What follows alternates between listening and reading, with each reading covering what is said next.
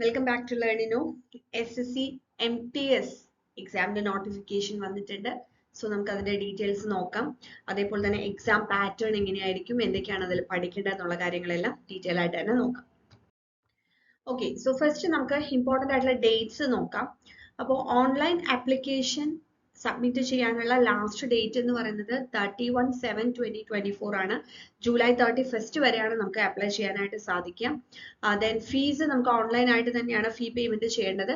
അത് 1/8/2024 ഓഗസ്റ്റ് 1 വരെ നമുക്ക് ചെയ്യാനായിട്ട് സാധിക്കും. പിന്നെ കറക്ഷൻസ് ഒക്കെ ചെയ്യാനുണ്ടെന്നുണ്ടെങ്കിൽ അത് ഓഗസ്റ്റ് 16, 17 ആണ് നമുക്ക് ഏതെങ്കിലും കറക്ഷൻ ചെയ്യാനുണ്ടെങ്കിൽ ആപ്ലിക്കേഷൻ ഫോം കറക്ഷൻ ചെയ്യാനും online payment of correction charges ചെയ്യാനുള്ള ഒരു ടൈം എന്ന് പറയുന്നത് എക്സാം വരുന്നത് ഒക്ടോബർ നവംബറിലായിരിക്കും നമുക്ക് എക്സാം വരുന്നത്. ഓക്കെ, സോ ഇതിന്റെ വേക്കൻസീസ് എന്ന് പറയുന്നത് MTS നമുക്ക് 4,887 ഹവൽദാർ CBIC ആൻഡ് CBN 3,439 വേക്കൻസീസും ആണ് പറയുന്നത്.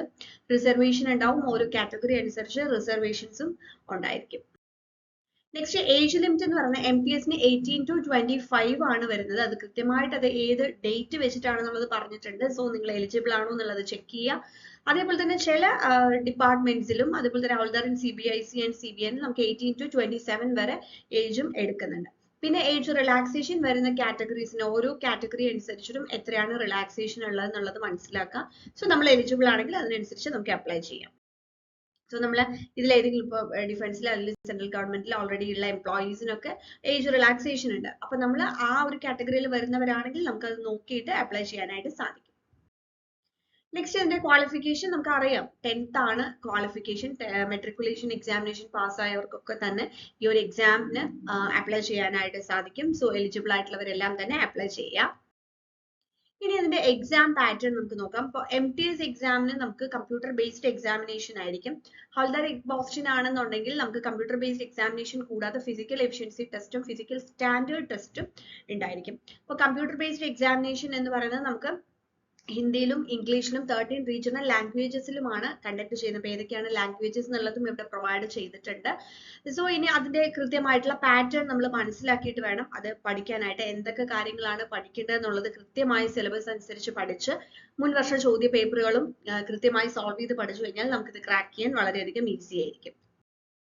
സോ നമുക്ക് കമ്പ്യൂട്ടർ ബേസ്ഡ് എക്സാമിനേഷനിൽ 2 സെഷൻ ആണ് വരുന്നത്. Session 1 numerical and mathematical ability, reasoning ability and problem solving.